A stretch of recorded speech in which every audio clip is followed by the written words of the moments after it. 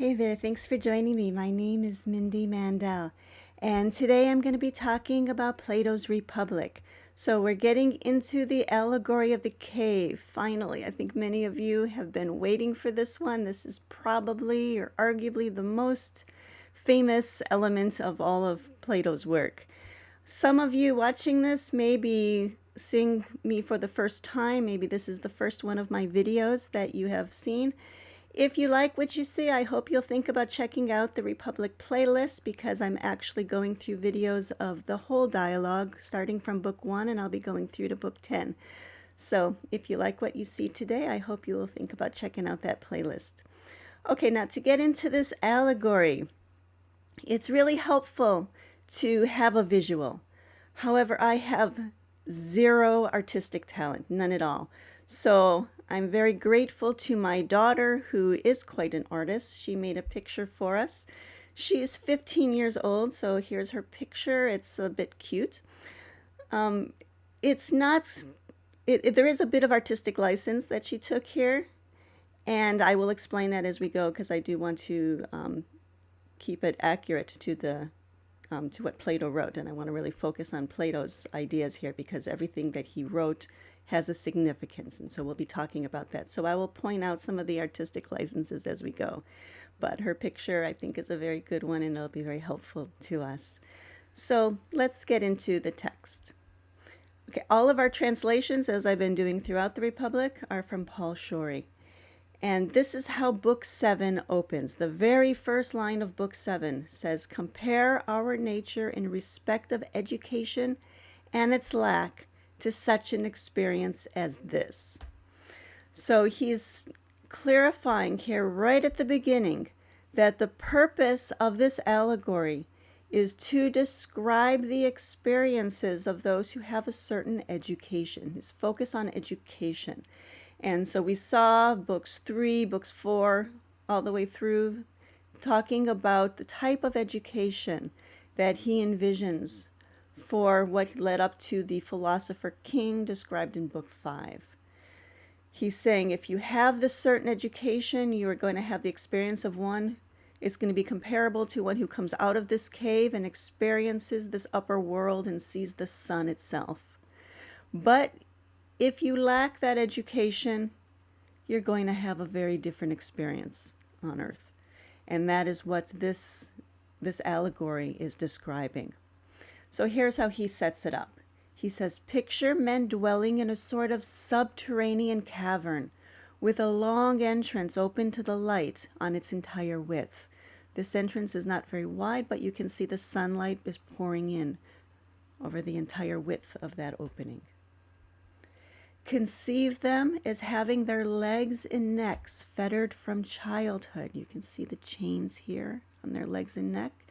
"And they're fettered in such a way that they remain in the same spot, able to look forward only, prevented by the fetters from turning their heads."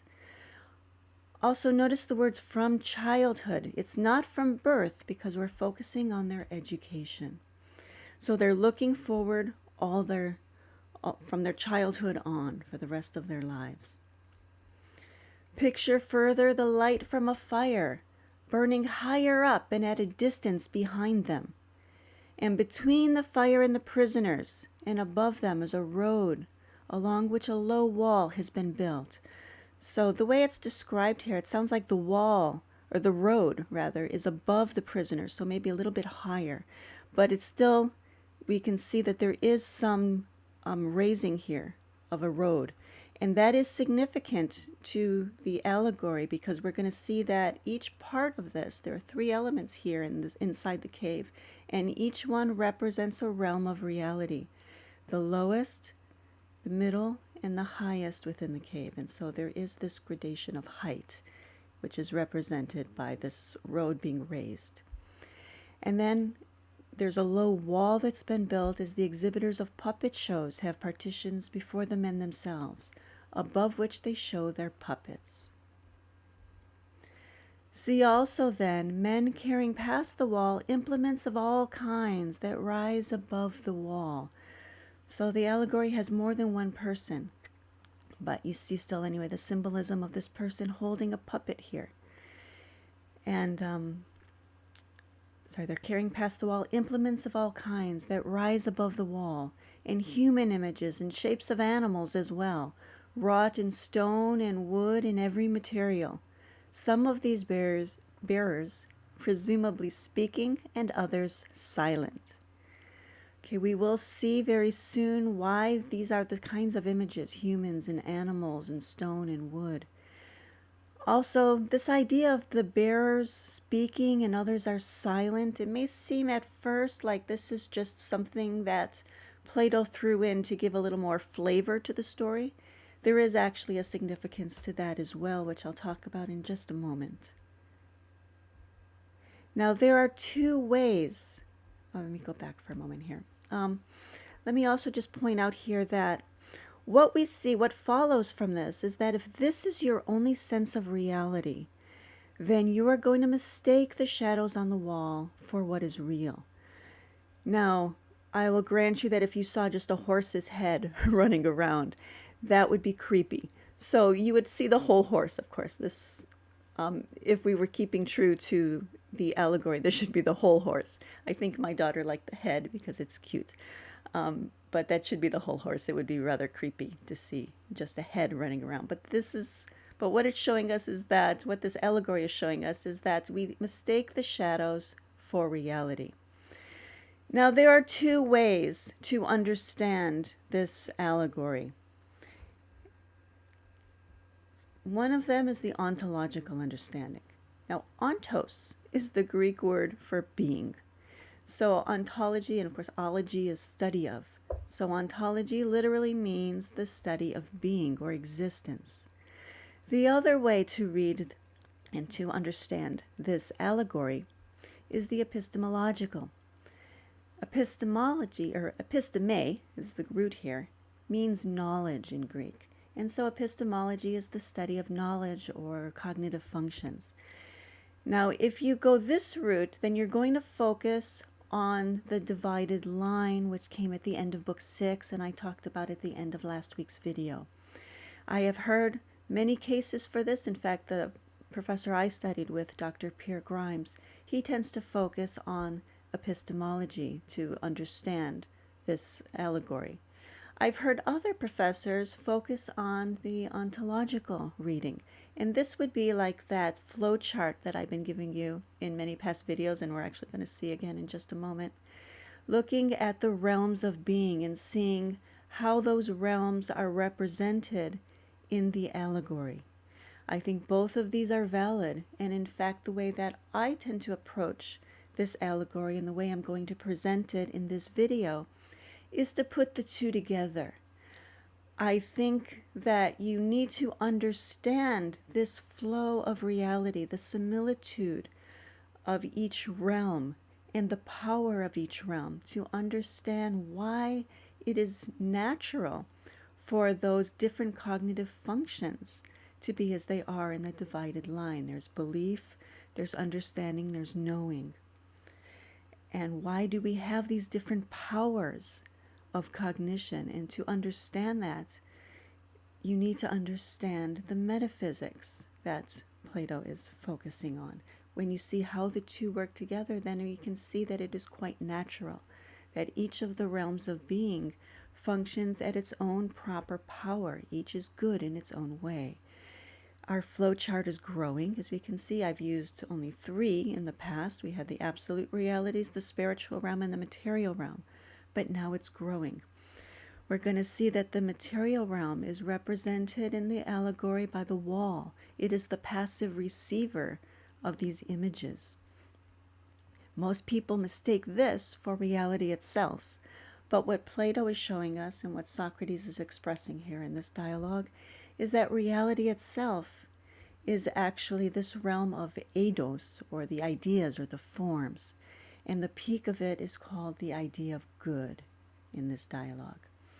This reality unfolds. There's a similitude from one realm to the next. And as it unfolds, each is its own proper power, its own goodness, but each is a lesser power than the one above it. So this is full reality, This is the whole. Whereas this, we're seeing what we experience, we think is the whole of reality, but it's actually just a part. And we're going to see how this is represented in the dialogue, or in this allegory. From book 5, I think it was, he talked about the different functions of soul, functioning at different powers, that opinion, the faculty of opinion. When we're pointed downward, we experience that darkness like life in the cave, where you're functioning at the level of opinion only. But when the soul is turned upwards towards the light, then it can participate in nous. There are some places where Paul Shorey translates the word nous as reason. We saw that in book 6. We're going to actually see it again here today. Nous is usually translated as intellect or mind, and nous is the name of this intellectual realm that we can participate in. And when we are participating in nous, we are able to see that upper world, that world outside the cave, the world of true reality, the absolute reality, things in themselves. We're going to see that outside of the cave, we can talk about eidos, or forms, or ideas. But inside the cave, because it's functioning, even though there's a similitude, but it's functioning at a lower power, here we talk about logos. We talk about reason principles, is the way it's usually translated. We talk about psychical reason principles and natural reason principles. So to see how this is all represented in the allegory, let's start inside the cave with these 3 realms. Now here's an enlargement of just that section of the picture. And we'll see here that the wall of the cave that the prisoners are looking at represents the material realm. The puppets being carried represent the natural realm, and the fire represents the spiritual realm. In Platonic metaphysics, the spiritual realm is treated as having a kind of autonomy within the cave. It is the self-moving force in our physical world. So we see the movement of the natural world. Animals and plants they have life to them. But it is actually the power of the fire that gives these puppets their power to cast a shadow. And then the material realm, where we think is alive, we think this is where life is. This is actually just the passive receiver of natural and psychical reason principles. And so that is the ontological explanation of what is going on in the cave. To get the epistemological understanding, though, we're going to have to think about not only what is the experience of these people sitting here, but also what would they be going through if they were to stand up and look around. And so Socrates goes on. He says, "Consider then, what would be the manner of the release and healing from these bonds and this folly?" And ignorance, remember, is a kind of sickness of the soul, so it requires a healing. And what would be the manner of this if in the course of nature, very vague there, something of this sort should happen to them? When one was freed from his fetters and compelled to stand up suddenly and turn his head around and walk and to lift up his eyes to the light, and in doing all this felt pain, and because of the dazzle and glitter of the light, was unable to discern the objects whose shadows he formerly saw. What do you suppose would be his answer if someone told him that what he had seen before was all a cheat and an illusion, but that now, being near to reality and turned toward more real things, he saw more truly?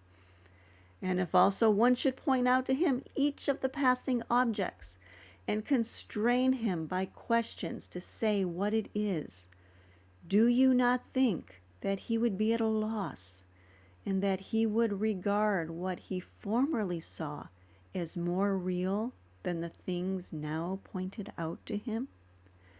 So let's go back to our picture. There are many things to point out here. First of all, this someone who questions our newly released prisoner. Plato never clarifies who this is.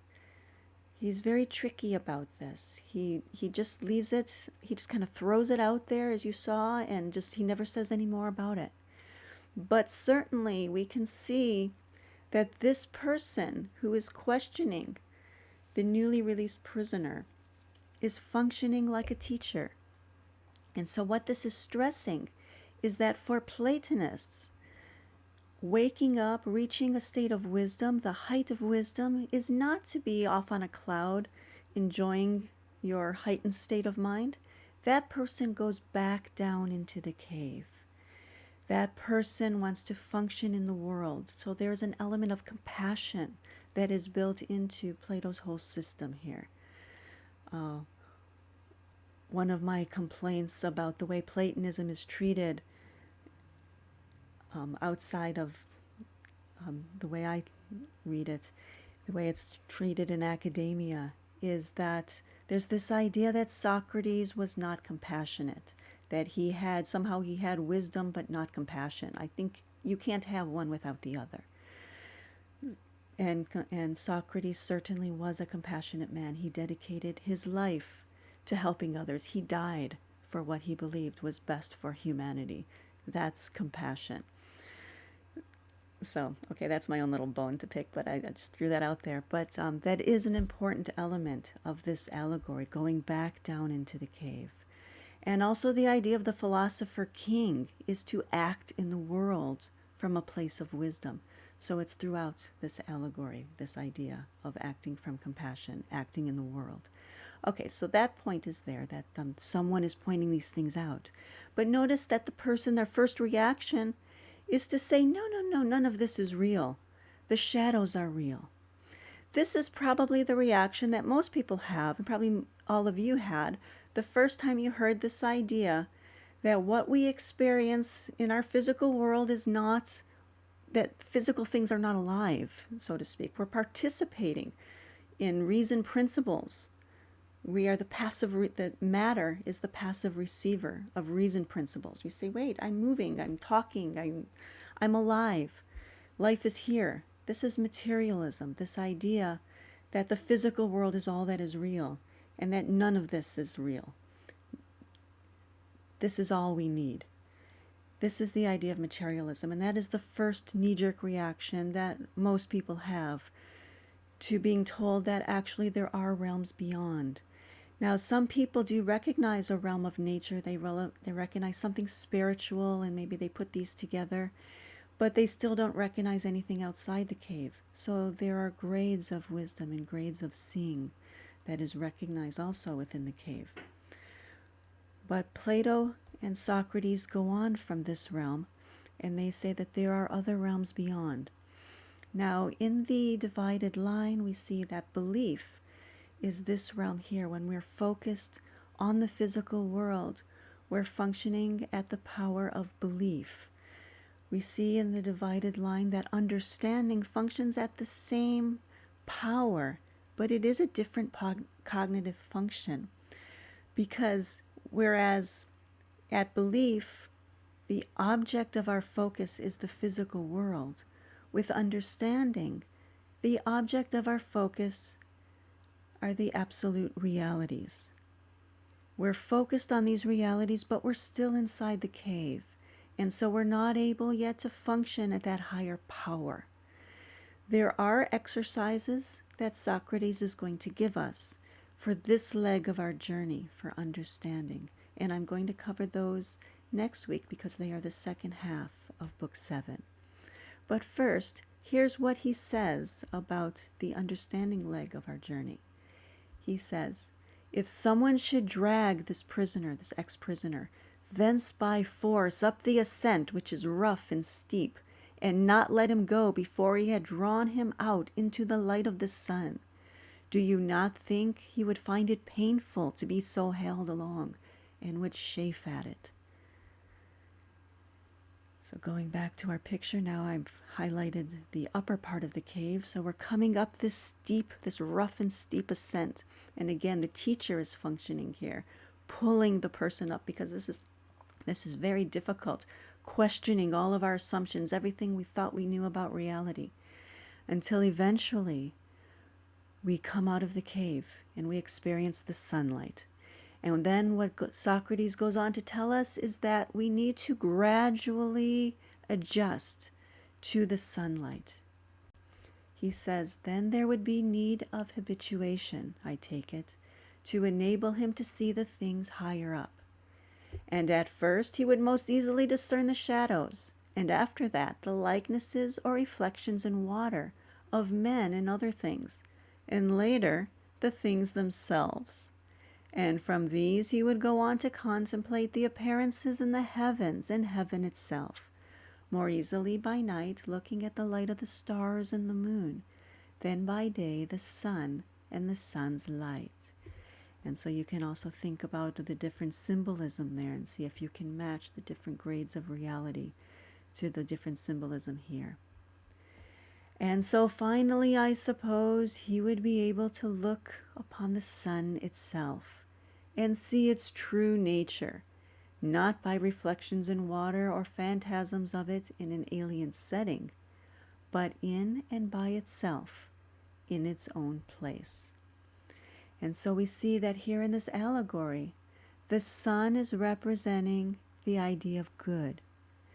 This is different, by the way, from what the sun represented in Book 6, where it represented the fire. It was overlooking the physical world. And that can be confusing. And so to clear that up, Socrates goes on to say this. This image, then, dear Glaucon, we must apply as a whole to all that has been said, likening the region revealed through sight to the habitation of the prison, and the light of the fire in it to the power of the sun. And if you assume that the ascent and the contemplation of the things above is the soul's ascension to the intelligible region, that was the realm of absolute realities, you will not miss my surmise, since that is what you desire to hear. But gods know whether it is true. But gods know whether it is true.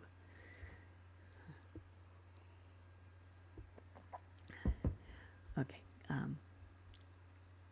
Then he goes on to say, but at any rate, my dream, as it appears to me, is that in the region of the known, so the known, remember the realm of knowledge in the divided line, matches the intelligible realm in the ontology in that flowchart. And in that region of the known, the last thing to be seen and hardly seen is the idea of good. And that when seen, it must needs point us to the conclusion that this, the idea of good, is indeed the cause for all things of all that is right and beautiful, giving birth in the visible world to light and the author of light, the sun, and itself, the idea of good itself, in the intelligible world, being the authentic source of truth and nous, and that anyone who is to act wisely in private or public must have caught sight of this. Okay, now there's a great deal that you can do with just this quote that you're seeing on the screen right now. If you can recognize all the things that I talked about from Book 6 here in this quote, then you've done a lot with it. That in itself is a really good start. So for those of you who are interested in really getting the most you can out of this dialogue, and I do see it as a spiritual guide of sorts, and it can be used that way. And if that is the way you want to use it, then what I would recommend you do is to take this quote and match it back to Book 6, either my video on Book 6 or go back to the text and see if you can find these ideas all there in Book 6. Now, if you can do that, then you know what Socrates' ideas are. You have belief. This is what Plato taught. This is the belief. And for you, it is just at the level of belief. If you can tie it into the metaphysics that we just talked about, and the more you get into metaphysics, the more you internalize it, using the kinds of studies that I'm going to talk about next week, You're gaining understanding. But it's not until you actually step out of the cave and experience the absolute realities for yourself, the things in themselves. When you experience them for yourself and start to internalize them and understand them, that's when you have knowing. And so that's really where we're going, because of course it may be interesting and fun to say, hey, I know it's what Plato taught. He had this idea, this one and this one. That can be fun, but really the purpose of a wisdom tradition is wisdom. And we want to gain wisdom. And so we want to get to this leg of our journey, the kinds of studies that will help us train our soul for that rough and steep ascent out of the cave. And so I'm going to talk about that next week. And then also, once we get out of the cave, and it seems like my mouse just froze. Once we get out of the cave, we need dialectic to help us, to aid us through that gradual adjustment to the brightness of that upper region and the power of that region. So that is what I'm going to talk about next week, and I do hope you'll join me.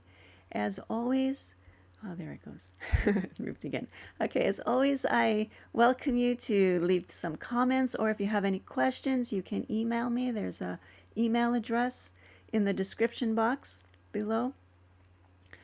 Also, I always appreciate a like, and if you don't already subscribe, I hope you'll think about it, because I do put out a new video each week, and you'll get a notification if you subscribe.